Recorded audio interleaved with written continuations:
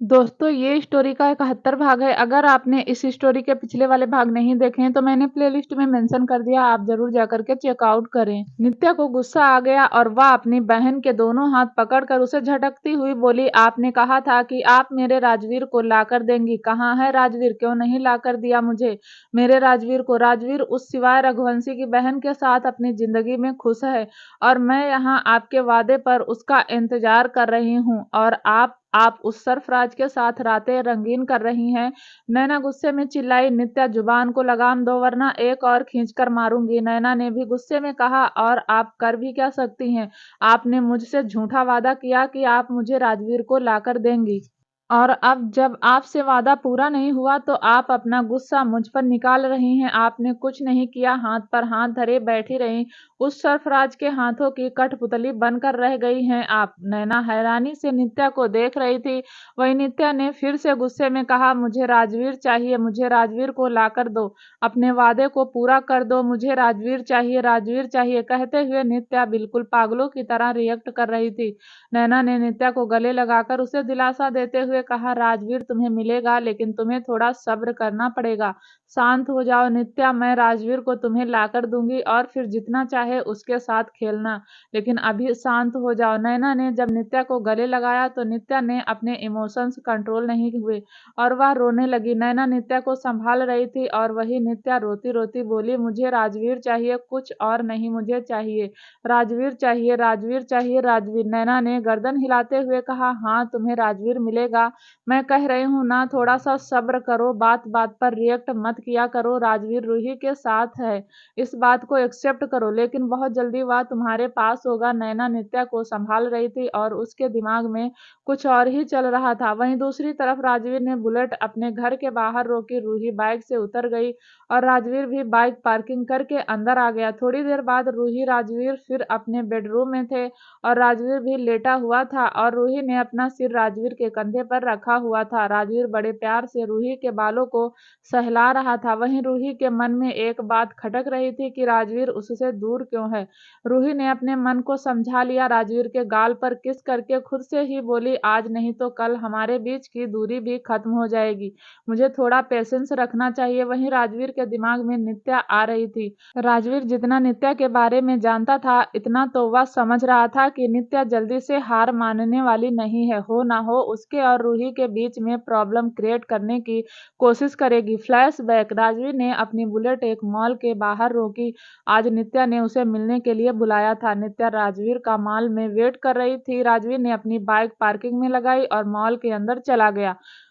राजवीर उस कैफे में गया जहां नित्या उसका वेट कर रही थी, लेकिन कैफे का नजारा देखकर राजवीर की आंखें खुली की खुली रह गई। उस कैफे में भीड़ लगी हुई थी, सारे लोग एक टेबल पर खड़े होकर कुछ देख रहे थे। राजवीर भी उनके पास गया और उसने थोड़ी सी भीड़ को हटा कर देखा तो वहां नित्या और एक लड़की बैठे हुए थे और उन दोनों के बीच एक वेटर कॉफी लेकर खड़ा हुआ था। नित्या ने कहा, इसका कॉफी के 50,000 देने के लिए तैयार हूँ। वहीं वह लड़की भी नित्या से कम नहीं थी, उसने भी वेटर को देख कर कहा, इस कॉफी के मैं 60,000 दूंगी।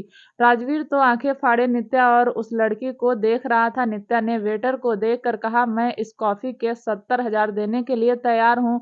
वह लड़की भी बोली, मैं 80,000 दूंगी, लेकिन मुझे यह कॉफी चाहिए। फाइनली नित्या ने कहा, मैं इस कॉफी के 1 लाख दूंगी। सामने वाली लड़की शांत हो गई और चुपचाप वहां से उठकर चली गई। वहीं उस वेटर ने यह कॉफी नित्या के सामने रख दी। थोड़ी देर बाद वहां जो भीड़ लगी हुई थी वह जाकर अपनी अपनी जगह बैठ गई। राजवीर जाकर नित्या के सामने बैठ गया। राजवीर को देखकर नित्या ने मुस्कुराकर कहा, क्या बात है राजवीर, आज पहली बार देर से आए हो? राजवीर ने कहा, मैं जल्दी आ गया था, लेकिन देख रहा था कि तुम उस लड़की के साथ एक कॉफी के लिए लड़ रही हो। नित्या ने उस कॉफी को उठाकर डस्टबिन में फेंक दिया। यह देखकर राजवीर की आंखें और ज्यादा हैरानी से फैल गई। राजवीर ने कहा, तुमने 1 लाख की इस कॉफी के तय किए हैं और अब तुमने यह कॉफी पी भी नहीं, इसे डस्टबिन में फेंक दिया। नित्या ने अपने बाल पीछे झटक कर कहा, तुम्हें पता है राजवीर, मेरी एक गंदी आदत है, जो मुझे पसंद आ जाए मैं उसे छोड़ती नहीं हूँ। चाहे मुझे उसके लिए कोई भी कीमत चुकानी पड़े। और मुझे यह कॉफ़ी पसंद आ गई थी। रही बात कॉफ़ी फेंकने की, तो यह कॉफ़ी ठंडी हो गई थी और ठंडी कॉफ़ी मैं पीती नहीं। राजवीर ने हंसकर कहा, भला यह क्या बात हुई? इतना एटीट्यूड अच्छा नहीं है। नित्या, अगर तुम्हें मेरे साथ जिंदगी गुजारनी है तो अपना एटीट्यूड, अपनी अमीरी, अपना घमंड सब कुछ छोड़ना होगा। नित्या ने राजवीर की बातों को टालते हुए कहा, राजवीर तुम भी क्या बात लेकर बैठ गए? बात कॉफी की नहीं, बात अक्कड़ की है। मुझे उस लड़की से हारना नहीं था और अपनी अकड़ को कायम रखने के लिए जो मुझे पसंद हो उसके बाद बेशक मुझे वह डिस्ट्रॉय करनी पड़े, मैं डिस्ट्रॉय कर दूंगी। राजवीर ने भी हाँ में गर्दन हिलाते हुए कहा, तुम और तुम्हारी अक्कड़, मुझे तो लगता है कि तुम मेरे साथ एडजस्ट करने में बहुत टाइम लेने वाली हो। वहीं नित्या ने मन में कहा, तुम्हारे साथ एडजस्ट कौन चाहता है? मुझे तो बस तुम चाहिए, तुम्हारी चंद रातें चाहिए। फ्लैशबैक एंड राजवीर यही सारी बातें सोच रहा था। राजवीर को उस दिन इतना तो समझ आ गया था कि नित्या बहुत जिद्दी है, लेकिन फिर भी राजवीर नित्या के साथ अपने फ्यूचर के सपने देख रहा था। यही सब सोचता राजवीर ने महसूस किया कि रूही सो चुकी है। राजवीर ने रूही का चेहरा देखा तो देखता ही रहा और फिर उसने रूही और नित्या को कंपेयर किया और फिर खुद से ही बोला, एक रूही है जिसने मेरे प्यार के लिए कितना कुछ किया। रूही ने अपने घर में कभी काम नहीं किया, लेकिन मुझे इम्प्रेस करने के लिए पूरे घर की सफाई की। रूही ने कभी एक गिलास का पानी उठाकर नहीं पिया, मेरे लिए एक से एक खाना बनाना सीख लिया। कितनी प्यारी है मेरी रूही। इतना कहकर उसने झुककर रूही के माथे को चूम लिया और अपनी पकड़ कस दी। राजवीर फिर एक गहरी सांस लेकर बोला, एक नित्या है जो बस मुझे हासिल करना चाहती है और अब जब मैं उसकी पहुंच से दूर हो गया तो वह छटपटा रही है। पता नहीं आगे जाकर मेरे और रूही के बीच कितनी प्रॉब्लम क्रिएट करेगी। वहीं दूसरी तरफ दिव्यांश और सांझ इंडिया पहुंच चुके थे। दिव्यांश का मन मेंशन जाने का नहीं था, क्योंकि उसने सोचा था कि वह दृष्टि के साथ ही मेंशन जाएगा, लेकिन दृष्टि उसके साथ नहीं आई, बल्कि दिव्यांश अपने साथ एक और प्रॉब्लम लेकर आ गया। वहीं सांझ का मन भी मेंशन जाने का नहीं था, लेकिन उसके पास ऑप्शन नहीं था। दोनों ही एयरपोर्ट से बाहर आए तो उनके सामने एक गाड़ी आकर रुकी। दिव्यांश ने गाड़ी का गेट खोला और सांझ को गाड़ी में बैठाते हुए कहा, तुम मेंशन चली जाओ, मुझे कुछ काम है। दिव्यांश जैसे ही मुड़ा, सांझ ने दिव्यांश का हाथ पकड़कर कहा, जीजू आप ठीक तो है ना? दिव्यांश ने कहा, परेशान मत हो, चाचू कहते हैं रात कितनी भी गहरी हो सवेरा जरूर होता है। मैं अपनी दृष्टि का इंतजार करूंगा, कभी ना कभी तो उसे महसूस होगा कि कोई है जो उसका इंतजार कर रहा है। अगर मेरी आखिरी सांस दृष्टि के इंतजार में बीत गई तो मुझे कोई परवाह नहीं। इतना कहकर उसने गाड़ी का गेट बंद कर दिया और फिर ड्राइवर से कहा, सांझ को लेकर मेंशन चले जाओ। ड्राइवर ने गाड़ी स्टार्ट कर दी और वह वहां से चला गया। वहीं सांझ बैक सीट पर बैठे हुए दिव्यांश के बारे में सोच रही थी। सांझ को अपने लिए बहुत बुरा लग रहा था, लेकिन दिव्यांश के लिए ज्यादा बुरा लग रहा था। कुछ सोचकर सांझ ने भी मन ही मन कहा, मेरा भी ऐसा ही हाल है जीजू, मैं भी आखिरी सांस तक शौर्य का इंतजार करूंगी। कभी ना कभी तो शौर्य को भी लगेगा कि कोई है जो उसका इंतजार कर रहा है और शिद्दत से इंतजार कर रहा है। वहीं दिव्यांश कैब करके फार्म हाउस आ गया। दिव्यांश फार्म हाउस के अंदर चला गया, फिर उदास मन से एक कमरे में जाकर बेड पर लेट गया। दिव्यांश का मन फ्रेश होने का भी नहीं था। दिव्यांश आंखें बंद करता तो उसे वह रात नजर आती जब उसने दृष्टि के साथ होटल में गुजारी थी, लेकिन दिव्यांश श्योर नहीं था कि वह लड़की दृष्टि ही थी। दिव्यांश गिल्ट में था कि उसने दृष्टि का हक किसी और को दे दिया। दिव्यांश कुछ देर तक बेड पर ही लेटा रहा, फिर हिम्मत करके बाथरूम में चला गया और फ्रेश होकर वापस से पहले ही तरह बेड पर आकर लेट गया। दिव्यांश ने कल से कुछ खाया भी नहीं था, उसका खाने का मन ही नहीं कर रहा था। तभी एक सर्वेंट दिव्यांश के कमरे में आया और उसने दिव्यांश को ग्रीट करके कहा, सर आपके लिए खाना बना दूं? दिव्यांश ने उसे मना करते हुए कहा, नहीं मुझे भूख नहीं है, तुम जाओ और चाचू को कॉल करके बता देना कि मैं फार्म हाउस में हूँ। दिव्यांश की बात सुनकर वह सर्वेंट चला गया। वहीं दिव्यांश फिर से दृष्टि के ख्यालों में खो गया और धीरे धीरे दिव्यांश की आंख लग गई। सुबह जब दिव्यांश की आंख खुली तो उसका सिर भारी हो रहा था। दिव्यांश को अब भी बहुत टेंशन हो रही थी। दृष्टि का इंडिया वापस न आना दिव्यांश से बर्दाश्त नहीं हो रहा था। वह अपनी बेचैनी को कम करने की कोशिश कर रहा था, लेकिन उसकी बेचैनी कम होने की बजाय और बढ़ रही थी। दिव्यांश उठकर बैठा और उसने अंगड़ाई तोड़ी और उसने जैसे ही अपनी नज़र सामने रखी, उसकी आंखें खुली की खुली रह गई। दिव्यांश के सामने 4-5 बुके रखे हुए थे, जो दिखने में बहुत सुंदर थे। दिव्यांश बुके को देखकर पहले तो हल्का सा मुस्कुराया और फिर खुद से ही बोला, यह किसने रखे? दिव्यांश बेड से उठकर उन बुकों के पास गया। दिव्यांश ने उन बुकों में लगी हुई एक चिट उठाई और उसे रीड किया, तो उसमें लिखा था, happy birthday mister Raghuvanshi. Divyansh ने ऐसे ही उन सारे बुकों में रखी हुई चिट देखी, तो उसमें यही बात लिखी हुई थी, happy birthday mister Raghuvanshi. Divyansh ने सोचा कि आज उसके बर्थडे पर किसी ने उसे बुके भेजा है। दिव्यांश ने सोचा होगा कोई और इग्नोर कर दिया और बाथरूम में चला गया। थोड़ी देर बाद दिव्यांश फ्रेश होकर बाहर आया। दिव्यांश ने एक सिंपल सा लोअर और शर्ट पहना हुआ था और तभी दिव्यांश का फोन वाइब्रेट हुआ, जो टेबल पर रखा हुआ था। दिव्यांश ने फोन चेक किया तो उसमें दुनिया भर के मैसेज आए हुए थे।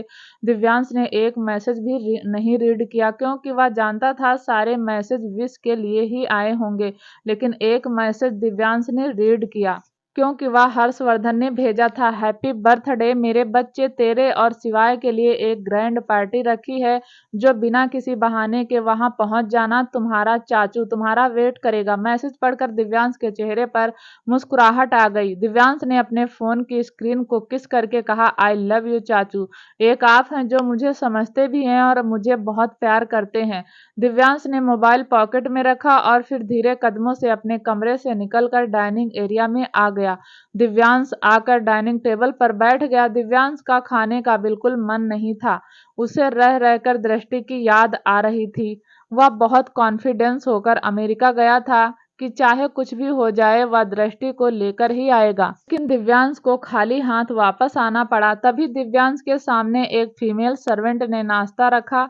दिव्यांश ने नाश्ता देखा तो उसके चेहरे पर हल्की सी मुस्कुराहट आ गई, क्योंकि नाश्ता उसकी पसंद का था। दिव्यांश नाश्ता करने लगा। नाश्ता करते करते दिव्यांश कुछ पल के लिए अपनी परेशानी भूल गया। फिर उसने उस फीमेल सर्वेंट को बिना देखे ही कहा, तुमने नाश्ता अच्छा बनाया है, थैंक यू वेरी मच। लेकिन उस फीमेल सर्वेंट ने दिव्यांश को रिप्लाई नहीं किया।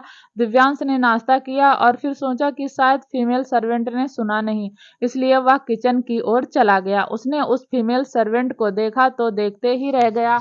उस फीमेल सर्वेंट ने एक पिंक कलर का चूड़ीदार सूट पहना हुआ था। उसके हाथों में चूड़ियां भी थी, बाल खुले हुए थे। दिव्यांश उसकी कमर देख रहा था और तभी दिव्यांश ने मुस्कुराकर कहा, सिकंजी तुम यहाँ? दृष्टि ने पलटकर दिव्यांश को देखा और मुस्कुराकर बोली, हाँ तो सर बताइए कैसा लगा मेरे हाथ का नाश्ता? दिव्यांश की तो आंखों पर यकीन ही नहीं हो रहा था कि दृष्टि उसके सामने खड़ी है। दिव्यांश ने कई बार अपनी आंखों को झपकाया, लेकिन हर बार उसे दृष्टि ही दिखाई दी। तभी दृष्टि दिव्यांश के पास आई और उसने हाथ बांधकर कहा, हाँ तो सर आपने नहीं बताया कि आपको मेरे हाथ का खाना कैसा लगा?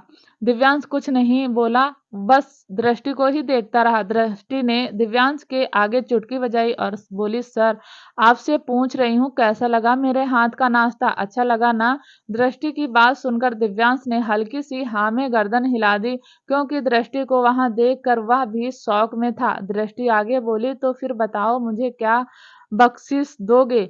दिव्यांश तो अब भी दृष्टि को ही देख रहा था और उसने अपना एक हाथ दृष्टि के गाल पर लगाया। तब जाकर उसे यकीन हुआ कि दृष्टि उसके सामने खड़ी है। दिव्यांश झटके से घुटनों के बल बैठ गया और उसने अपने दोनों हाथ फैलाकर कहा, दिव्यांश और दिव्यांश से जुड़ी हर चीज तुम्हारी ही है। सिकंजी तो बताओ दिव्यांश तुम्हें क्या देगा? इनफैक्ट तुम ही मुझे माफी दे दो।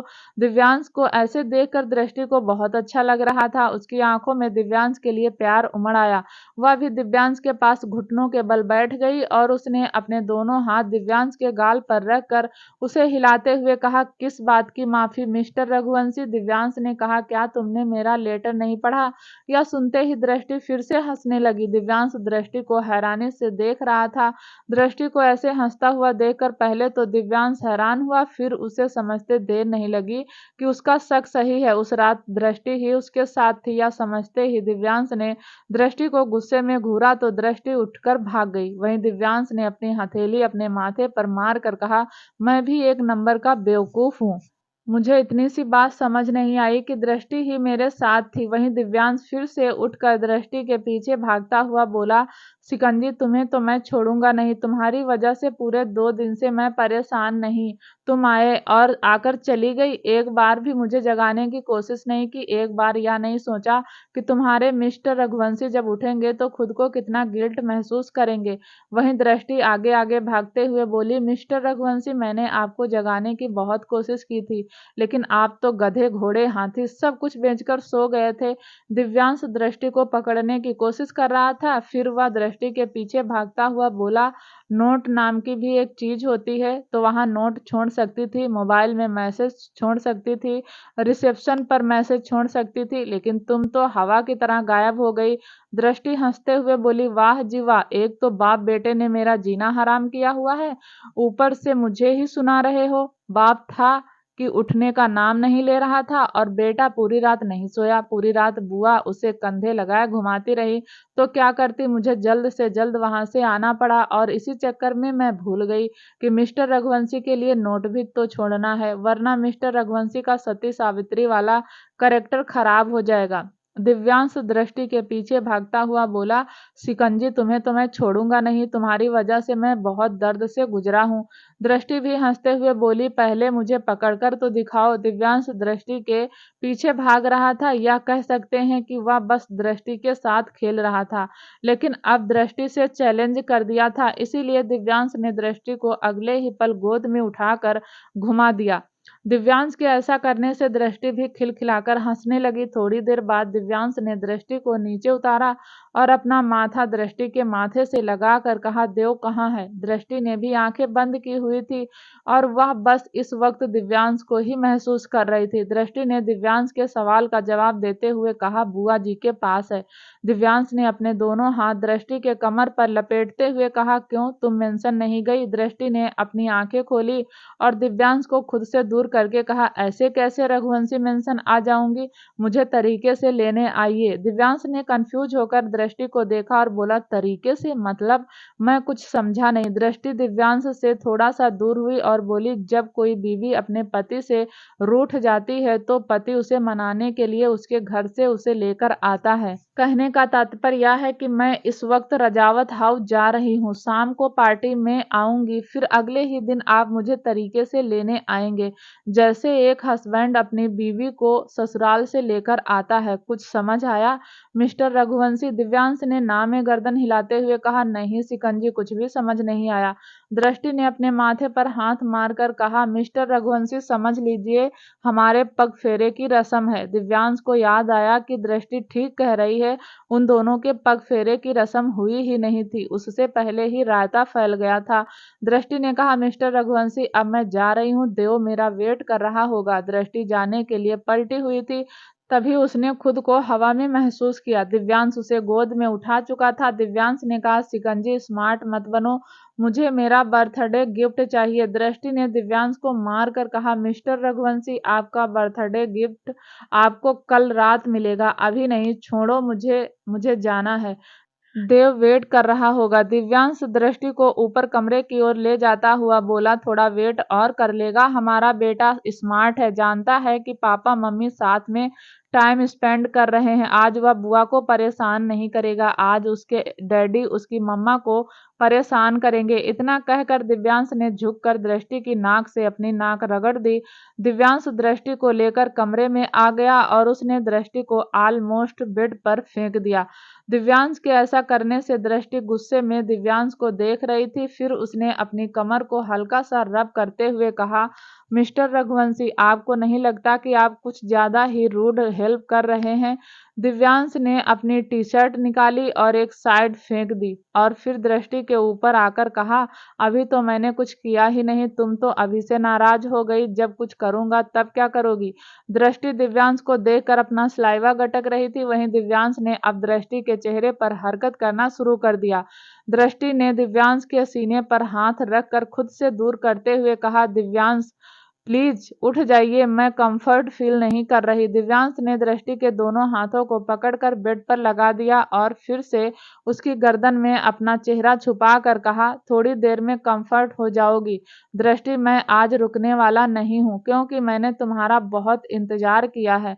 पर यह बात तुम जानती हो कि तुम्हारी माफी के लिए मैं किस हद तक गया था। मैंने वह सारे काम किए हैं जो मुझ पर सूट नहीं करते, और तुमने तो मुझे नौकर भी बना दिया। दिव्यांश की बात सुनकर दृष्टि जोर जोर से हंसने लगी। दिव्यांश दृष्टि के ऊपर से उठा और दृष्टि को हैरानी से देखने लगा। वहीं दृष्टि का हंसना तो जैसे रुक ही नहीं रहा था। दिव्यांश ने पूछा, क्यों हंस रही हो? दृष्टि हंसते हुए बोली, आप पूरे घर की सफाई करते थे, आपसे सफाई होती भी नहीं थी, फिर भी आप पूरा दिन घर में सफाई करते रहते थे। यही सब याद करके मुझे हंसी आ गई। वहीं दिव्यांश का मुंह बन गया। दिव्यांश ने दृष्टि को और गुदगुदी करते हुए कहा, तुम्हें बड़ी हंसी आ रही है ना? रुको, तुम्हारी हंसी अभी बंद करता हूँ। दिव्यांश दृष्टि को गुदगुदी कर रहा था और दृष्टि का हंस हंस कर बुरा हाल था। दृष्टि जितना दिव्यांश को गुदगुदी करने के लिए मना करती, दिव्यांश उतना ही दृष्टि को गुदगुदी करता। फाइनली दोनों ही हंसते हंसते बेड पर लेटे थे। दृष्टि ने अपना सिर उठाया और दिव्यांश के कंधे पर रख दिया। दिव्यांश ने भी अपनी पकड़ मजबूत कर दी। थोड़ी देर बाद दिव्यांश ने करवट लेकर दृष्टि को अपने नीचे कर लिया और उसके होठों पर अपने होंठ रख दिए। धीरे धीरे दिव्यांश के हाथ दृष्टि के कपड़ों में घूमने लगे और अगले ही पल दिव्यांश दृष्टि अपनी ही दुनिया में चले गए। दोनों के बीच की सारी मिसअंडरस्टैंडिंग क्लियर हो गई थी। दोनों ही खुशी से एक दूसरे के साथ वक्त बिता रहे थे। दृष्टि ने दिव्यांश को माफ कर दिया था, वहीं दिव्यांश भी दृष्टि को अपना प्यार जताने में कमी नहीं कर रहा था। रजावत हाउस। सौरवंशिका वरदान तीनों ही देव को लेकर रजावत हाउस में एंटर हुए। उन्हें देखकर आर्या की खुशी का ठिकाना नहीं रहा और सीढ़ियों से होती हुई भागते हुए उनके पास आई। आर्या ने सबसे पहले अपने पापा को गले लगाया, उसके बाद वंशिका को, फिर वह शौर्य को देखने लगी। शौर्य की गोद में देव था। आर्या ने देव को देखा और देव ने अपनी दोनों बाहें फैला दी। आर्या ने देव को गोद में ले लिया। आर्या ने छोटे से बच्चे को बहुत प्यार से लिया था। तभी वहां शिवाय आ गया। देव ने शिवाय को देखा तो शिवाय की तरफ अपनी बाहें फैला दी। शिवाय ने भी वक्त नहीं गंवाया और आर्या की गोद से देव को अपनी गोद में ले लिया और फिर उसने अपने सीने से चिपका कर कहा, मिस्टर छोटे रघुवंशी, सुना है बहुत परेशान करते हो, अपने मम्मी पापा को थोड़ा भी टाइम नहीं स्पेंड करने देते, बहुत बदमाश हो गए हो, बहुत गलत बात है, ऐसा नहीं करते। देव तो अपने चाचू की बात सुन रहा था और फिर उसके चेहरे पर एक मुस्कुराहट आ गई। देव को ऐसे मुस्कुराता हुआ देखकर शिवाय के चेहरे की मुस्कुराहट भी बढ़ गई। वहीं आर्या फिर शौर्य को देखने लगी और फिर अचानक ही आर्या धीरे धीरे शौर्य के पास आई और उसको गले लगाकर रोने लगी। वहीं शौर्य ने जब आर्या को रोते हुए देखा तो अपनी पकड़ कसते हुए कहा, आर्या रो क्यों रही हो, क्या हुआ? आर्या को कुछ भी समझ नहीं आ रहा था। फिर उसने धीरे से कहा, आप शौर्य भैया हो ना? शौर्य ने अपनी बाहें आर्या पर कस दी और उसके बालों को चूम कर कहा, आर्या मैं तुम्हारा शौर्य भैया हूँ। आर्या शौर्य को देखकर इमोशनल हो गई थी। हालांकि आर्या को कुछ भी याद नहीं था, लेकिन शौर्य को देखकर आर्या को इतना तो यकीन हो गया था कि शौर्य उसकी जिंदगी में काफी इम्पोर्टेंट रखता था। थोड़ी देर बाद सब सिटिंग एरिया में बैठे हुए थे। आर्या तो देव को अपनी गोद में लिए खिला रही थी। वही शिवाय का ध्यान आर्या पर था, लेकिन बात वह वरदान से कर रहा था। थोड़ी देर बात करने के बाद शिवाय खड़ा हो गया और आर्या को एक नजर देखा और फिर वरदान से कहा, अच्छा मिस्टर रजावत साहब, अब मैं चलता हूँ, मेरा काम खत्म हो गया। यह सुनते ही आर्या ने नजरें उठाकर शिवाय को देखा। आर्या की आंखें नम हो चुकी थी। आर्या ने जैसे तैसे देव को शौर्य की गोद में दिया और वहां से उठकर अपने कमरे में चली गई। यह बात वहां बैठे लोगों ने ज्यादा नोटिस नहीं की। वहीं शिवाय के चेहरे पर मुस्कुराहट आ गई, क्योंकि वह जानता था आर्या को उसकी आदत लग चुकी है। शिवाय ने फिर वरदान और वंशिका को देखकर कहा, पापा मम्मी अब जा रहा हूँ, शाम को चाचू ने ग्रैंड पार्टी रखी है, आप सब आ जाना। वरदान वंशिका ने हाँ में गर्दन हिला दी और शिवाय बाहर की तरफ जाने लगा। फिर कुछ सोचकर शिवाय रुक गया और वापस आकर वरदान वंशिका को देखा, बोला, और मेरी बीवी को भी ले आना। वह चाहे जितना भी मना करे, लेकिन उसे पार्टी में लाने की जिम्मेदारी आप दोनों की है। वरदान वंशिका के चेहरे पर मुस्कुराहट आ गई। वहीं शौर्य ने कमेंट मारते हुए कहा, हाँ भाई, तेरी बीवी को लेकर जरूर आएंगे, वरना जानते हैं तू पार्टी में घुसने नहीं देगा। शिवाय के चेहरे पर मुस्कुराहट आ गई। फिर उसने शौर्य को एक हाई फाई दिया और वहां से चला गया। रघुवंशी मेंशन आज बहुत सुंदर सजा हुआ था, बिल्कुल किसी नवेली दुल्हन की तरह। आखिर आज हर्षवर्धन के दो होनहार भतीजे का जन्मदिन जो था। हालांकि दिव्यांश को यह सब अच्छा नहीं लगता था, लेकिन फिर भी हर्षवर्धन अपने हर भतीजा भतीजी का जन्मदिन ऐसे ही मनाता था। हर्षवर्धन ने आज घर में पूजा भी रखवाई थी। हर्षवर्धन पूजा में बैठा था और तभी पूजा संपन्न हुई। हर्षवर्धन पूजा से उठ गया और उसने अग्नि देवता को प्रणाम किया। हर्षवर्धन की नजर फिर मेन गेट पर गई, जहां शिवाय और दिव्यांश दोनों ही आ रहे थे। दोनों को देखकर हर्षवर्धन ने अपनी दोनों बाहें फैला दी और दोनों ही आकर हर्षवर्धन के गले लग गए। हर्षवर्धन ने दोनों को ही अपनी बाहों में समेट लिया और अचानक ही हर्षवर्धन की आंखों से एक आंसू गिर गया। हर्षवर्धन इमोशनल हो चुका था, लेकिन फिर भी उसने अपने इमोशंस को कंट्रोल कर लिया। वहीं हर्षवर्धन शिवाय और दिव्यांश को गले लगाते हुए देखकर विराज भी भागता हुआ आया और उन तीनों के गले लगता हुआ बोला, चाचू, आप मुझे हमेशा भूल क्यों जाते हो? हर्षवर्धन ने विराज पर अपनी बाहें कसते हुए कहा, तुझे तो मैं कभी नहीं भूल सकता।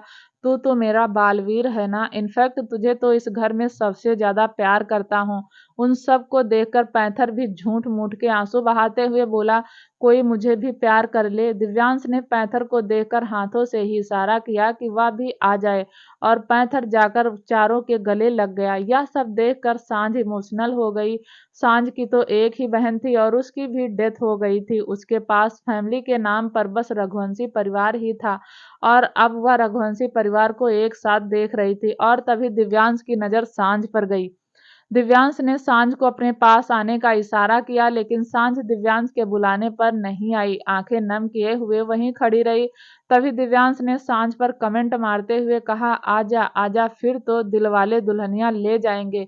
यह सुनते ही सांझ के चेहरे पर मुस्कुराहट आ गई, जबकि वह जानती नहीं थी कि वह शौर्य की दुल्हनिया बनेगी भी या नहीं। लेकिन दिव्यांश के मुंह से यह सुनकर उसे दिल से बहुत खुशी हुई और सांझ भी भागकर सबके गले लग गई। थोड़ी देर बाद सब ऐसे ही एक दूसरे के गले लगे रहे।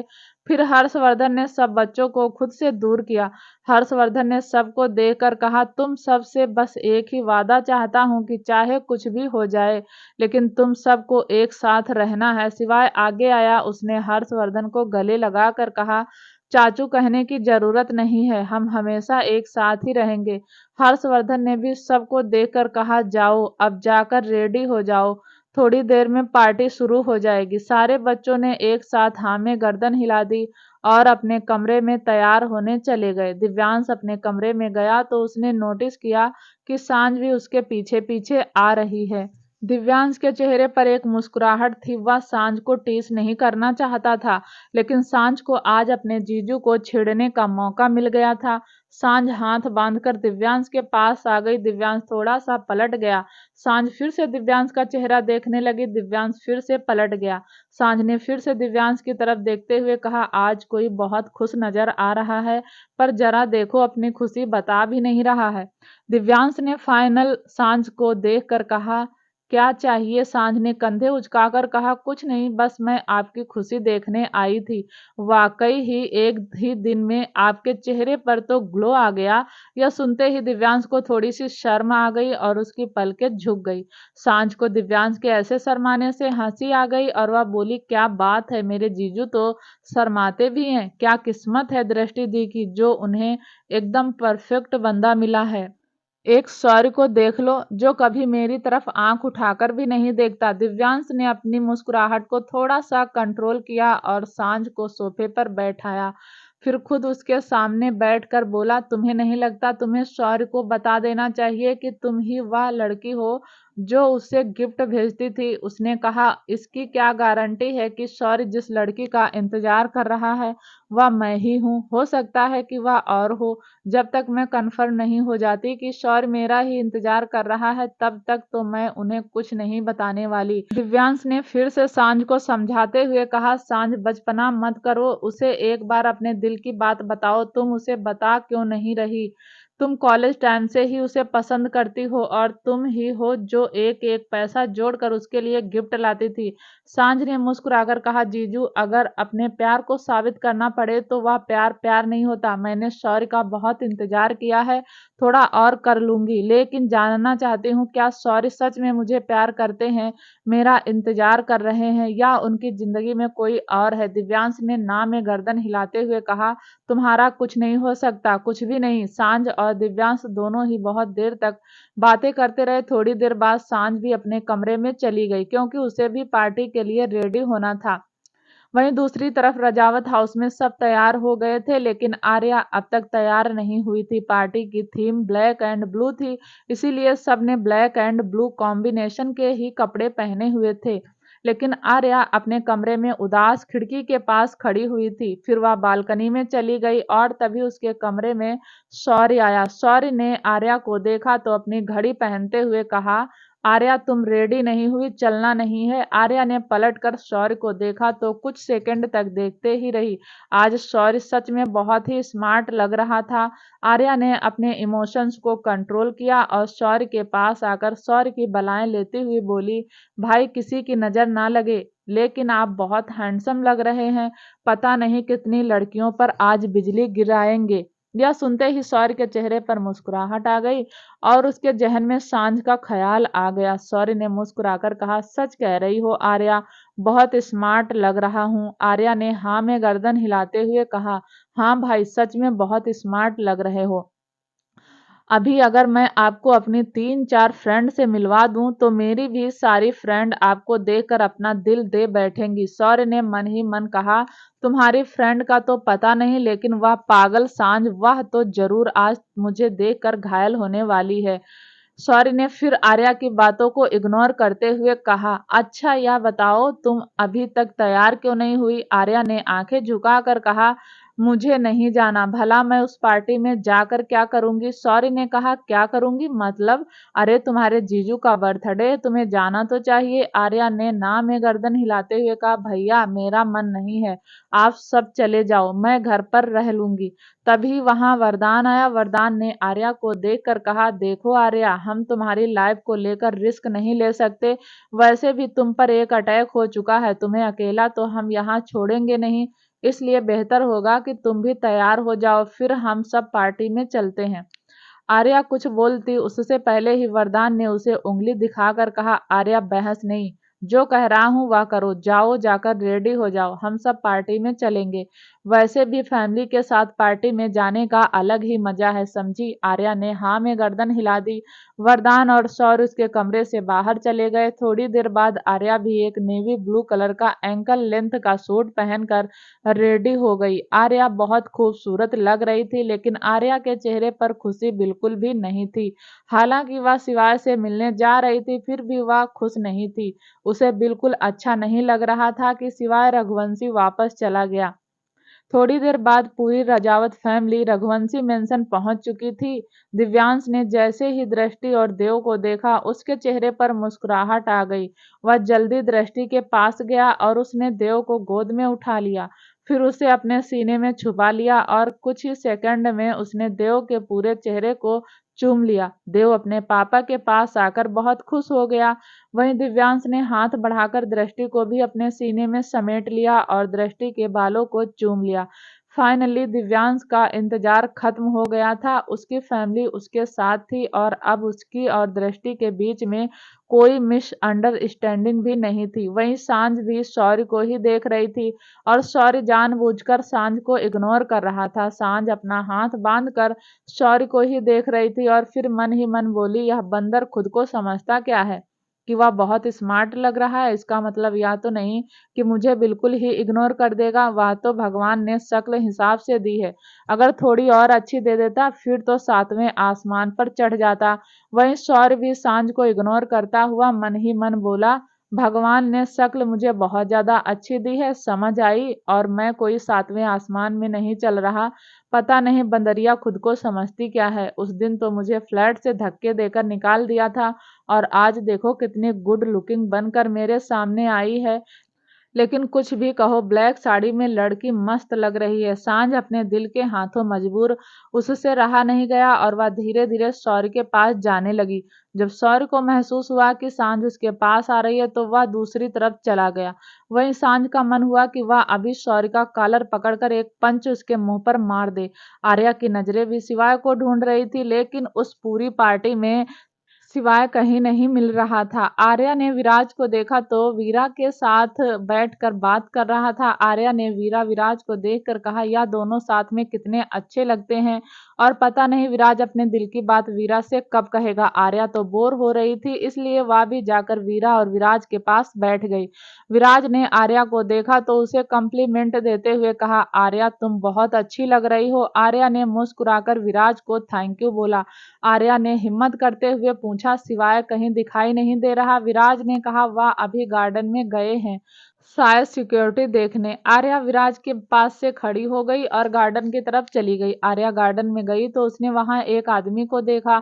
आर्या को उस आदमी की बैक दिखाई दे रही थी। आर्या समझ गई कि हो ना हो वह सिवाय है। सिवाय ने ब्लैक कलर का 3 पीस सूट पहना हुआ था, जिसमें वह बहुत हैंडसम लग रहा था। सिवाय बॉडीगार्ड को कुछ इंस्ट्रक्शन दे रहा था। वहीं आर्या, वह तो जैसे सिवाय को देखकर हिप्नोटाइज हो गई थी। वह धीरे धीरे सिवाय के करीब आने लगी। आर्या बिल्कुल जाकर सिवाय के पीछे खड़ी हो गई। वहीं सिवाय ने सारे बॉडीगार्ड को इंस्ट्रक्शन दी और फिर जैसे ही वह पलटा आर्या से टकरा गया।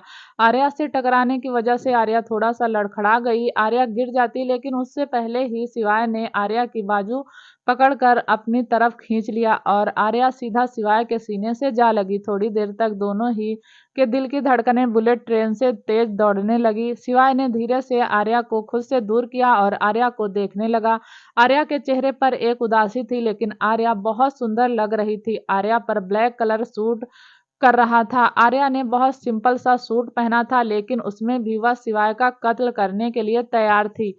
सिवाय ने आंखें बंद करके मन ही मन कहा, यार इसे कब कुछ याद आएगा, कब यह हमेशा के लिए रघुवंशी मेंशन आएगी, कब मेरे और इसके बीच की दूरियां खत्म होंगी। अब तो दिव्यांश ने भी दृष्टि को मना लिया, लेकिन मेरा तो कुछ भी नहीं हुआ। वहीं आर्या तो बस सिवाय को ही देखे जा रही थी। सिवाय ने फिर आर्या को कॉम्प्लीमेंट देते हुए कहा, सुंदर लग रही हो। आर्या ने भी धीरे से थैंक यू कह दिया। सिवाय की नजर फिर मेन गेट पर गई, जहां राजवीर हर्षवर्धन की गिफ्ट की गाड़ी को चलाकर मेंशन के अंदर ला रहा था। सिवाय के मुंह से निकला, लो राजवीर भी आ गया। सिवाय आर्या के पास से गुजर कर राजवीर और रूही का वेलकम करने के लिए चला गया।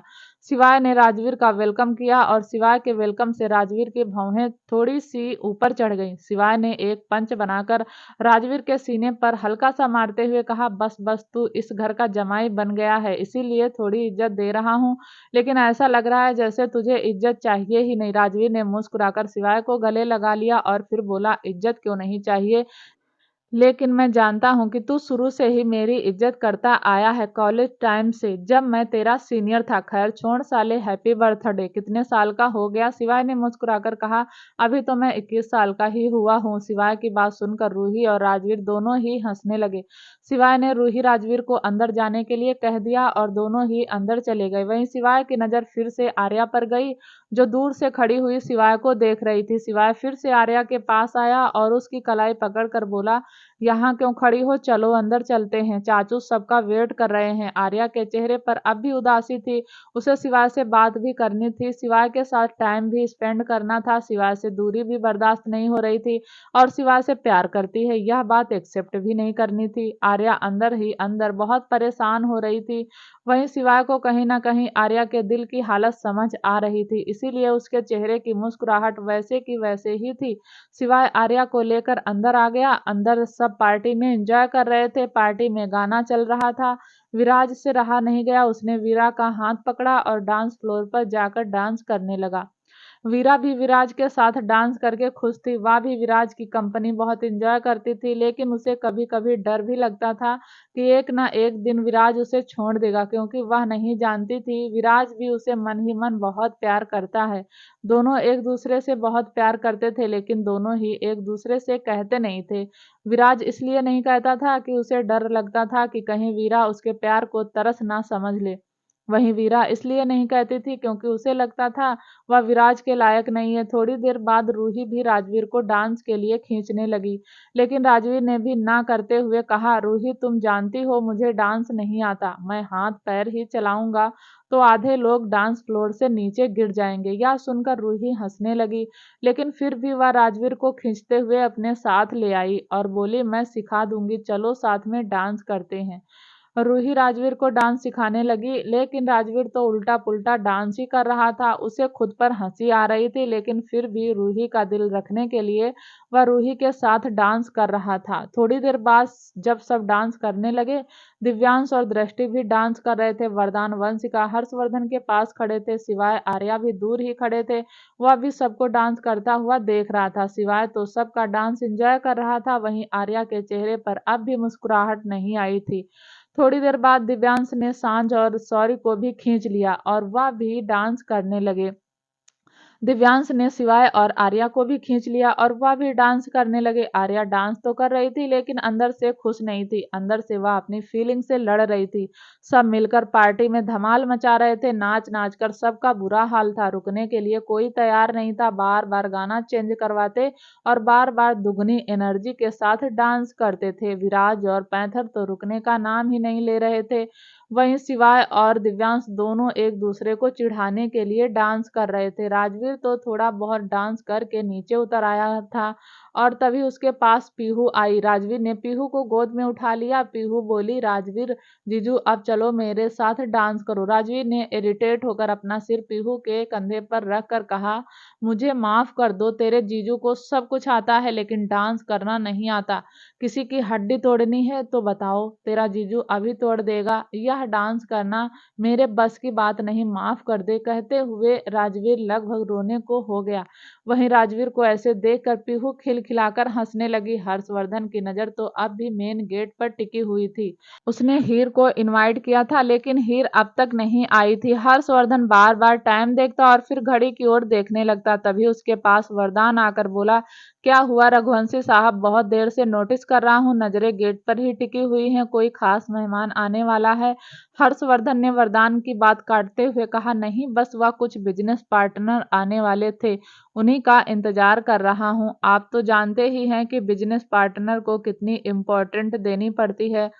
वरदान के हाथ में जो वाइन का गिलास था, वरदान ने वह वाइन खत्म की और गिलास वेटर को की ट्रे में रखा और फिर एक मुस्कुराहट के साथ कहा, रघुवंशी साहब, जिस उम्र में आप इस वक्त हो उस उम्र से मैं गुजर चुका हूँ। उस उम्र में मैंने वंशिका का इंतजार किया है। आपको पता है, उड़ती चिड़िया के पर गिरने का रुतबा रखता हूँ। यह वरदान सिंह रजावत को मत बताइए कि आप बिजनेस पार्टनर का इंतजार कर रहे हैं या किसी और का। हर्षवर्धन अब कुछ नहीं बोला। वरदान ने कहा, मैं जानता हूँ हिना बाजवा ही हीर है। यह सुनते ही हर्षवर्धन ने हैरानी से वरदान को देखा तो वरदान ने फिर से एक मुस्कुराहट के साथ कहा, मैंने उसे बेटी माना है और अपनी बेटी की इतनी खबर तो मैं रखता हूँ कि मेरी बेटी किस वक्त कहाँ है। हैरानी से मत देखिए रघुवंशी साहब, मैं सच कह रहा हूँ, पहले दिन से ही मेरी नजर मेरी बेटी पर ही थी।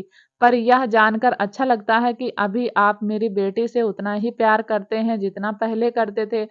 वरदान ने मुस्कुराकर हर्षवर्धन की तरफ देखा और हर्षवर्धन ने मन ही मन कहा, लगता है मेरा मोए मोए हो गया। सबको पता है कि वह हीर है, बस मुझे ही नहीं पता था। वहीं सब डांस कर रहे थे, तभी रूही ने कहा, चलो केक कट कर लेते हैं वरना चाचू गुस्सा करेंगे। सिवाय डांस करता हुआ बोला, चाचू कुछ नहीं कहेंगे जब तक हिना बाजवा नहीं आती। सिवाय की बात सुनकर सब हंसने लगे। सिवाय ने दोनों हाथों से आर्या का हाथ पकड़ा और उसे गोल गोल घुमाने लगा। अब धीरे धीरे आर्या के चेहरे पर भी मुस्कुराहट आने लगी, क्योंकि वह अपने मिस्टर ऑलराउंडर के साथ डांस जो कर रही थी। आर्या को पता ही नहीं था सिवाय का भी बर्थडे है। उसे तो बस इतना ही पता था कि उसके दिव्यांश जीजू का बर्थडे है। हर्षवर्धन तो ना जाने कितने ही मैसेज कर चुका था कि हीर ने एक ही मैसेज का रिप्लाई नहीं दिया। हर्षवर्धन को धीरे धीरे गुस्सा आने लगा। हर्षवर्धन खुद में ही बड़बड़ाने लगा, हीर को पहले ही कहा था कि टाइम से आ जाना, लेकिन नहीं, पूरी हीरोइन बनकर आएंगी। वेट कराकर, यह नहीं पता कि जब तक वह नहीं आएंगे तब तक मेरे बच्चे केक नहीं काटेंगे। आ जाओ हीर, कहाँ हो तुम।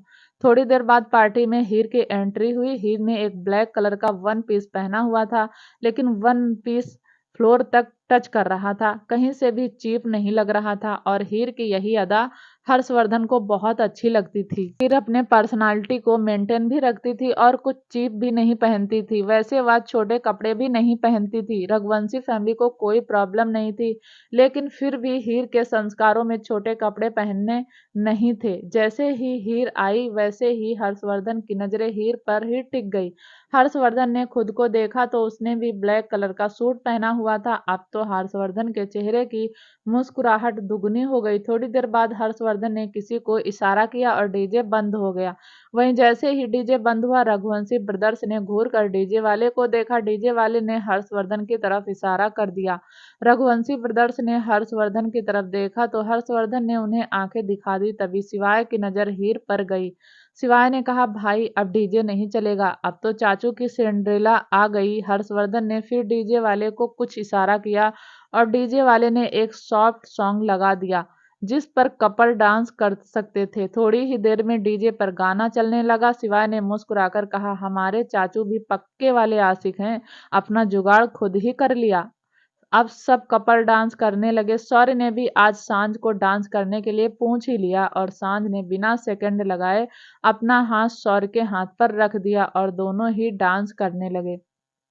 ऐसे ही रूही, राजवीर, शिवाय, आर्या, दृष्टि, दिव्यांश, वरदान, वंशिका और हीर, हर्षवर्धन सब डांस करने लगे। इस वक्त हर्षवर्धन बहुत खुश था, उसकी पूरी फैमिली उसके साथ थी। क्या होगा आगे जानने के लिए प्लीज दोस्तों चैनल को लाइक, शेयर, सब्सक्राइब जरूर करें ताकि जब भी वीडियो डालें आपको नोटिफिकेशन तुरंत मिले। तब तक के लिए नमस्कार, धन्यवाद।